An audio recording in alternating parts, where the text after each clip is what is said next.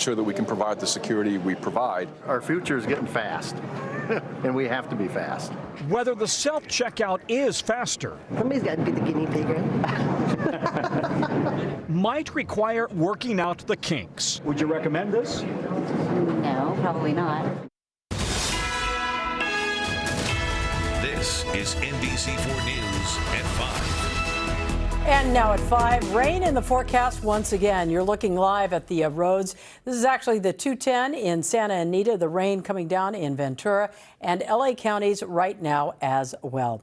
Good evening, everyone. I'm Colleen Williams. And I'm Annabelle Sedano. Expect more than traffic delays. You could see some roadway flooding and a possible risk of rock or mudslides.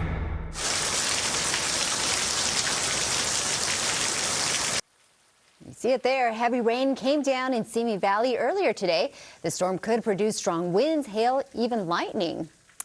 How long will we be seeing these conditions? Our meteorologist, Melissa McGee, is tracking all of it. She has some of the answers in your first alert forecast. Melissa. And guys, we're going to be dealing with the scattered showers as we go throughout the rest of tonight. First thing on Thursday, then after that, we do have some clearing. But the First Alert Radar Network showing you it's fairly active with some activity out across areas in LA and Ventura counties, even some moisture pressing into the IE. But tighter we go on street level because we do have a special marine warning for areas just off the shore here of LA County here. This will stay up until 5:45 this evening. Within this batch, we are starting to see some rotation and the possibility of some water spouts. So this could also produce some hail as it works its way inland. It's just to the north and east of the Santa Monica Pier, and it's moving to the north and east at about 20 to 25 miles per hour. So watching this very closely, this moisture sitting offshore. But as we head inland, pouring right now across areas in Torrance, even across areas in Gardena, up through Inglewood. As we continue to travel to the north and east, you can see pockets of moderate to heavy rainfall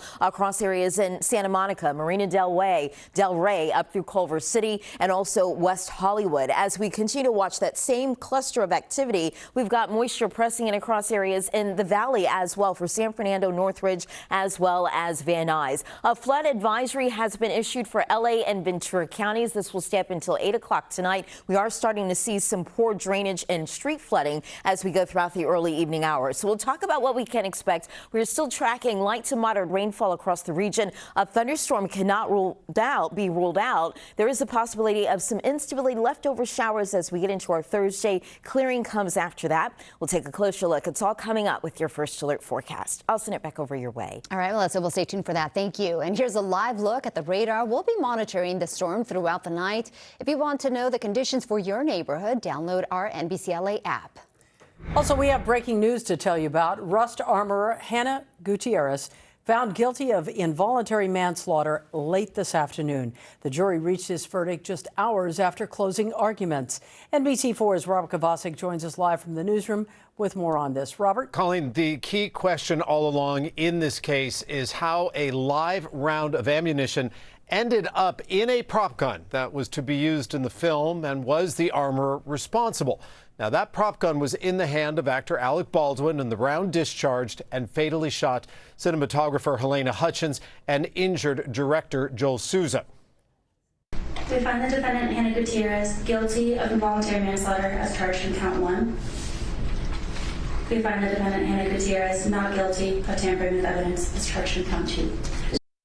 When the verdicts came down at 3 o'clock this afternoon, Hannah Gutierrez found guilty of involuntary manslaughter and not guilty of evidence tampering. Gutierrez said nothing when the verdicts were read, but you see that is her mother sitting directly behind her, visibly upset. It took the jury just 2.5 hours to reach their verdict after closing arguments this morning. Let's listen into those closing arguments. We're going to start with the defense attorney who insisted his client was a scapegoat for the failures of others. He'll be followed by prosecutors who claim the shooting happened because the defendant was, quote, careless. She could not anticipate what Baldwin would do. It was not in the script. It was not foreseeable. Management was responsible for safety failures and not Hannah. There's zero evidence of cocaine. There's no testing. And again, I go back to the idea that Hannah is a scapegoat for all the management failures. They do hope she gets convicted, so they're all exonerated. They can move forward. Hannah didn't know there was a live round on set. I agree. If Hannah knew there was a live round on set and she loaded it into a prop gun and it was used to kill Helena Hutchins, She wouldn't be